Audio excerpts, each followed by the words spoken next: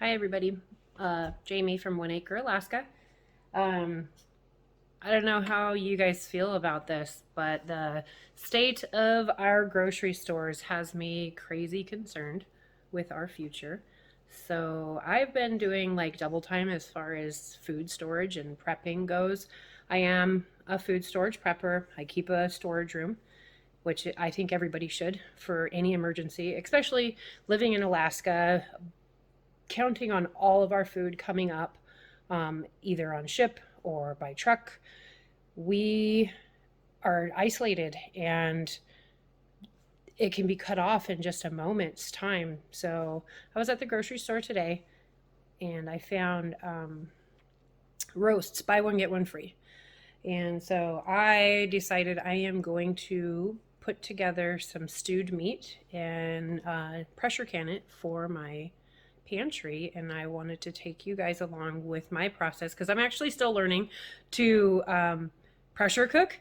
I am a really good water bather, but this is my first year that I have started pressure cooking, and so far this year I've done salmon, I have done smoked salmon, I've done cajita, which is Mexican goat milk caramel, and I make that from my goat's milk. I've also, what else have I pressure cooked? I want to say there was one other thing, but I can't think of it right now. So anyhow, thanks for joining me. And are you guys concerned? How are your grocery stores? Do you take proper measures to put food security for your family in your home? Let me know. Okay. So what I'm going to do first, I'm going to actually just get everything chopped up and prepped and ready. And then I will show you the next step. We are going to be cold packing our jars. I'm using quart-size jars today, which I have already all prepped and ready to go.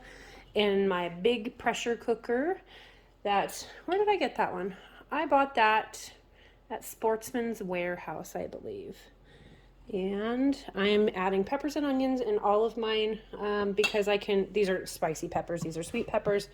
I can either use this for chili, I can use this for, what else?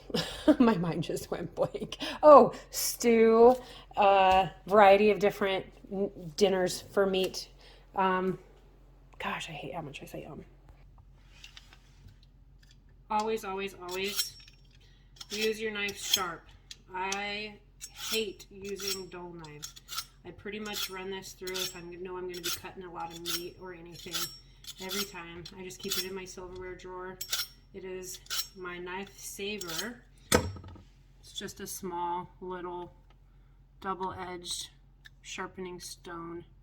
Easy peasy for $5. Beat that. So I'm going to be doing about 1-inch cubes. I'm just going to prep this whole thing one way. I will turn it and then go the other way and put it in that little Tupperware container over there. This type of meat is typically really tough, but the pressure canning with the onions and the peppers should make it nice and moist and not too chewy.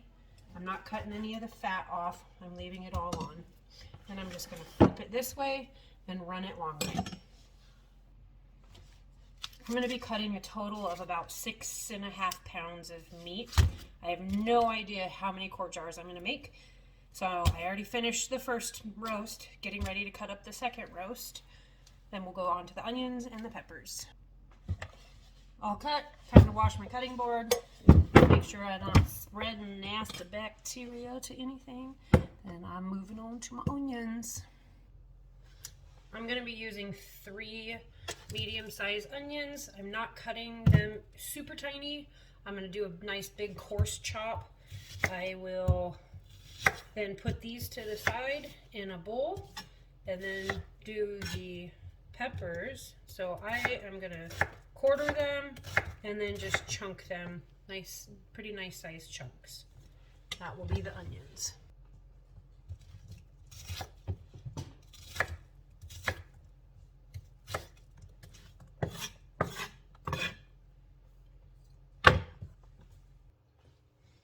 Onto the peppers, I'm just going to remove the top like so.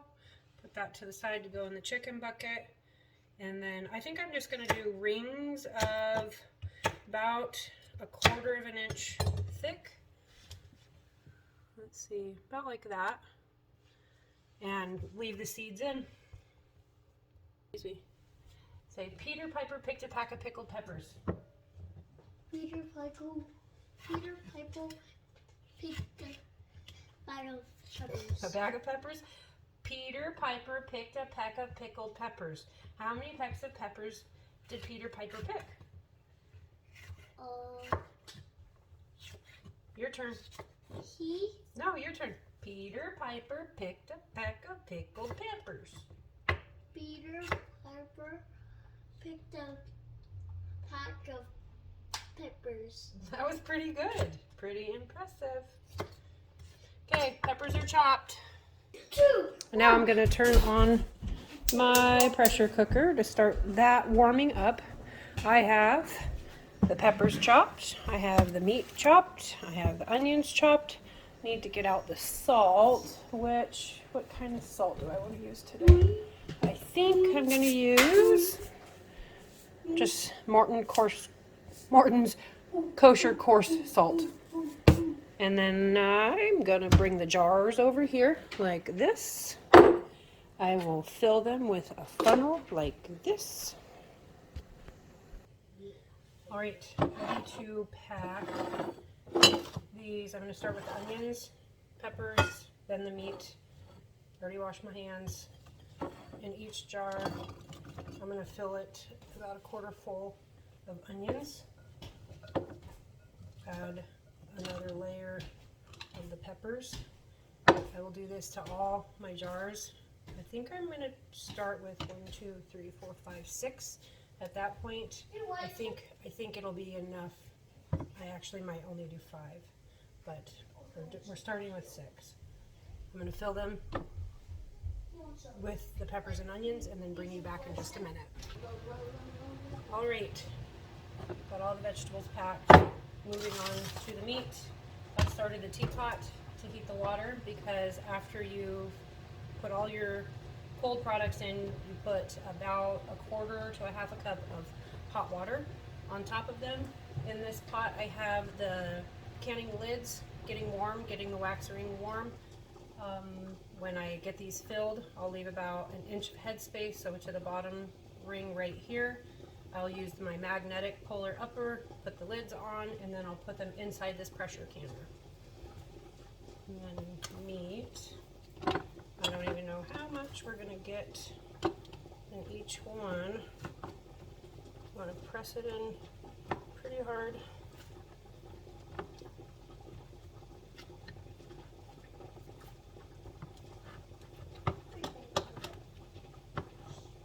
So, that's what it looks like.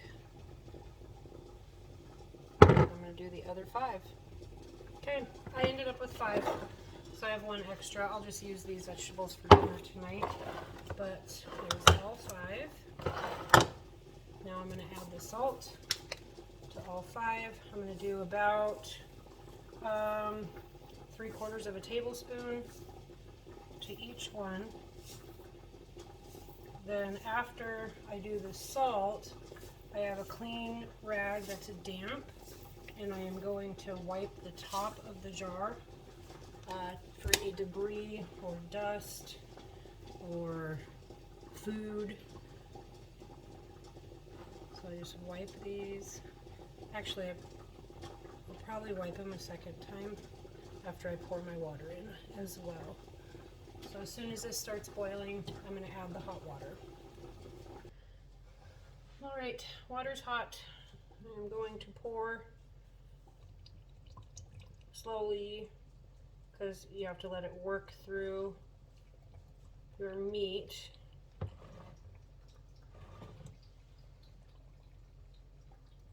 You don't want too much. It should cover about the vegetables. I'll hold this one up so you can kind of see. I don't know if you can see the water line. You see the water line is right at the vegetables. That's about how much I'll add in each one. I don't measure it. I just kind of pour slowly till it covers as it bubbles down, and then you can come back and pour a little more if you need to. This will help temper the jars before they go into the pressure canner. Let's see, that one needs a little more. This one's having a hard time. So I think I will get, oh, there it goes. Needs just somewhere to get the air. That one's starting to bubble down. Let's see, this one needs a little more. This one needs a little more. This pulls the salt down through to the vegetables. The meat will also produce its own liquid from the fat.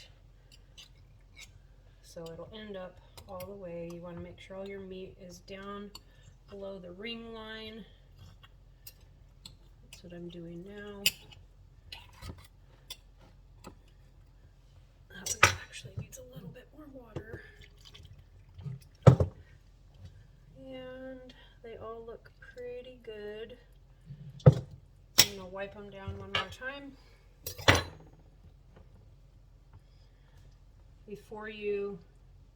When you choose your jars, make sure your jars have no imperfections on the top ring, no chips or cracks. Also check the bottom of your jars for any hairline cracks, because it does happen, and when they're in the pressure canner, they'll blow out the bottom and fill your pressure canner full of nasty stuff. I had that happen with a jar of salmon this summer. So these are all done. Now over here, we are gonna pull the hot steaming lids to put them on, like so. After I get these on, I will be putting the bands only finger tight. You don't want to over tighten them. Okay, all on. Now bands going on, just finger tight. And then I will place these into my pressure cooker at 15 pounds of pressure. Once it builds up to full pressure, you start your timer for 90 minutes. And that's that. I'll show you in just a minute. All right, they're in there. I have they sit in about a ½ inch of water above the little rack. Do not cook them straight on the bottom of your pan. Always make sure they're raised, otherwise they will crack and break. Mine holds 7. Not sure how many quarts it is. Nice big one. So when the lid goes on, there is an arrow here and there's an arrow there. You line up those arrows and then you pull this together. This one is 15 pounds with all of the weights on. If you need less pounds, you unscrew this and take some of these weights off. Yep, it's good to go. Here's the popper. When this starts doing this, this will pop also, and that means you're at pressure. You start your timing at that point. Another hint, I put vinegar in my water so my jars don't get covered with this white film that's hard to wash off. The vinegar keeps them clean. Okay, it took 9 minutes. We are now up to pressure. I'm going to turn my heat down just a little bit, probably to about 6. We go, did I say 90 minutes? I don't know what I just said. 9, I said 9? Okay. I was like, did I say 90? But now from this point, we go 90 minutes. So what time is it? 4:50. 5:50 would be 60 minutes. So 6:20. I'll turn the heat off. and then let it depressure itself, and then pull them out. No, Mick, when did it make that? I like that, Mom. What? It is saying, we like, no way, when did not I thought it. People are making ridiculous. Dad, but I made it. Letting the pressure out, or turn the power off now. The pressure's coming out. Gonna wait for it to stop bobbling, and then I'll be able to open it and pull the jars, and I'll show you my product.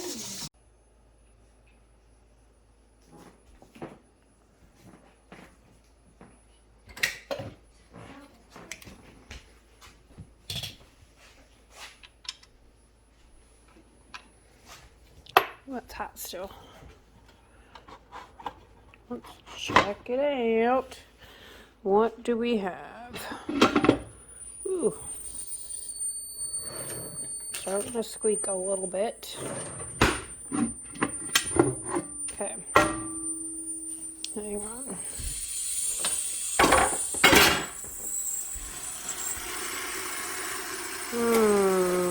I don't think that one's gonna seal. Okay, so this is when I first opened the pressure canner. Everybody is kind of just doing their thing, but this one's being all crazy. I don't know. If it doesn't end up sealing, we'll have it for dinner tomorrow. But now, I'm going to pull them out. I'm going to put them on a cloth, or you can put that on a wooden cutting board. Let you see what it looks like. Everything's cooked and still cooking, as you can see.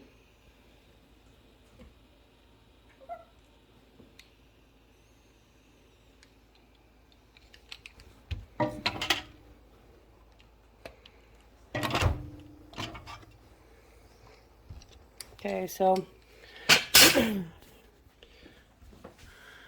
want to break it down. I bought the two roasts for $16 because they were buy one get one free. I used 3 onions and a half a bag of sweet peppers. Total cost on those is about $4. I used maybe 4 tablespoons of salt. So I don't know, what, 20 cents. My jars I bought at a yard sale a bit ago. I got my lids off of Amazon. So I think really ultimately I'm into these 5 jars about $19 to $20. That is the base of 1 meal, 2, 3, 4, 5 meals. So we're looking at about $4 for the base of each meal, and shelf stable, going in the pantry.